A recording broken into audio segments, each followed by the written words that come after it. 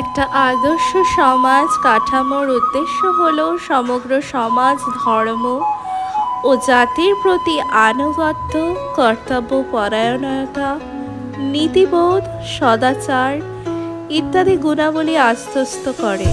এই লক্ষ্য অর্জনের জন্য ধর্ম একটি গুরুত্বপূর্ণ উপাদান, কারণ ধর্মের ওপর নির্ভর করেই মানুষ সমৃদ্ধ হয়। তাদের বস্তুবাদী ও আধ্যাত্মিক জীবনের অর্থ উন্নতি ঘটে। যুগ যুগ ধরে ঈশ্বর বারবার নিজেকে অবতারিত করেছেন সনাতন বৈদিক ধর্ম অর্থাৎ হিন্দু ধর্ম আক্রমণকারী অসুরদের ধ্বংস করেছেন। গ্রন্থ ভগবদ গীতা থেকে বিভিন্ন উদাহরণ দিয়ে সন্ত একনাথ সমাজকে অধর্মের বিরুদ্ধে লড়াই করতে অনুপ্রাণিত করেছিলেন। এটি শ্রীকৃষ্ণের অর্জুনকে অনুপ্রাণিত করার অনুরূপ ছিল।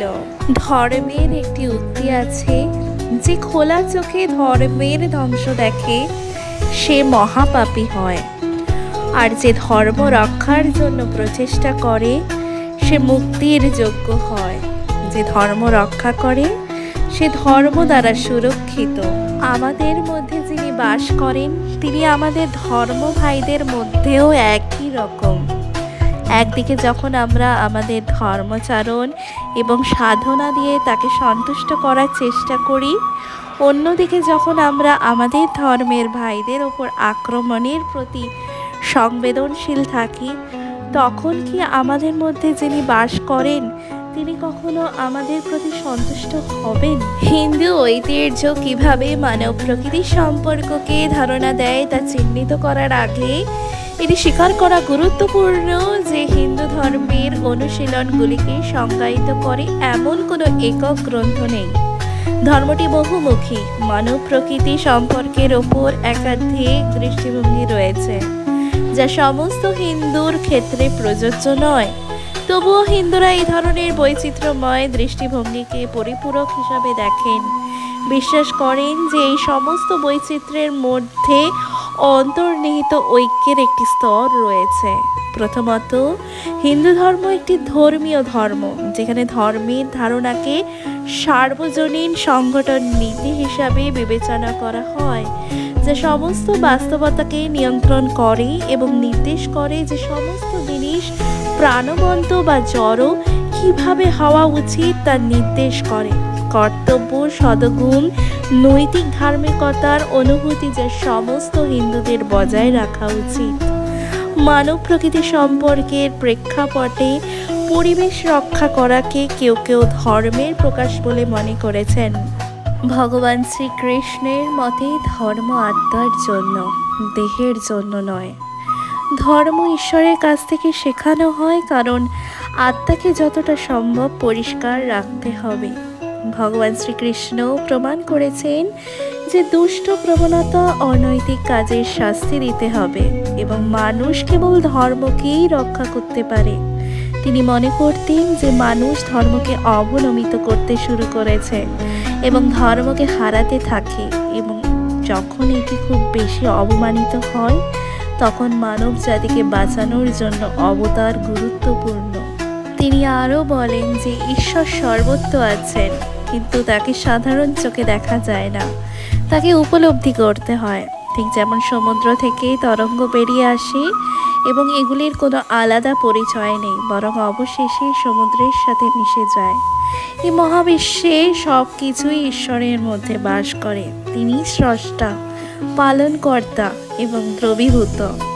মানুষ যদি সৎকর্ম করে এবং ধর্ম অনুসরণ করে তবে তাকে লাভ করতে পারে।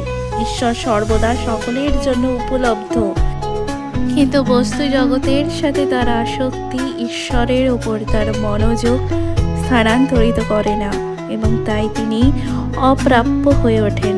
মূলত যা প্রয়োজন তা হলো বস্তু জগতের সাথে বন্ধন ছিন্ন করার, কারণ এটি ইতিমধ্যেই শেষ হয়ে আসছে। আমরা একটি বস্তুগত জিনিস অর্জন করি এবং তারপরে আমরা কখনোই পূর্ণ মাত্রায় কোনো কিছুতেই সন্তুষ্ট হই না। কিন্তু যদি আমরা ঈশ্বরের পেছনে ছুটতে শুরু করি তাহলে প্রথমত বন্ধন দৃঢ় হবে, সর্বদা উপস্থিত, তিনি স্থায়ী। দ্বিতীয়ত, তিনি এখন এবং তারপরেও উপলব্ধ থাকেন। তিনি প্রাপ্ত হওয়ার পরে তার কোনো পুনর্জন্ম হবে না। জন্ম তখনই ঘটে যখন পৃথিবীর সাথে আমাদের সংযুক্তি শেষ পর্যন্ত অব্যাহত থাকে। ঈশ্বরের সবচেয়ে গুরুত্বপূর্ণ নাম হলো ঈশ্বর।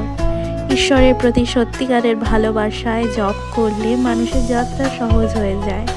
মানুষ প্রতিটি পরিস্থিতিতে সমতা বজায় রাখতে পারে, কারণ ভুল বা সঠিক, লাভ বা ক্ষতি, আনন্দ কিংবা দুঃখ যা ঘটেছে তা শরীরের জন্য, আত্মার জন্য নয়। অন্যদের কথা জানি না, কিন্তু আমি তাকে খুব প্রশংসা করি, কারণ তাকে ধর্ম মেনে চলতে হয় না এবং তিনি আমাদের কর্মবদ্ধ প্রাণীদেরও ধর্মের বাইরে নিয়ে যেতে পারেন। কৃষ্ণের বিচার করার আগে আসুন আমরা ভাবি কেন আমাদের ধর্ম অনুসরণ করতে হবে এবং ধর্ম কি। ধর্মের সবচেয়ে ভালো সংজ্ঞা হলো মহাভারত।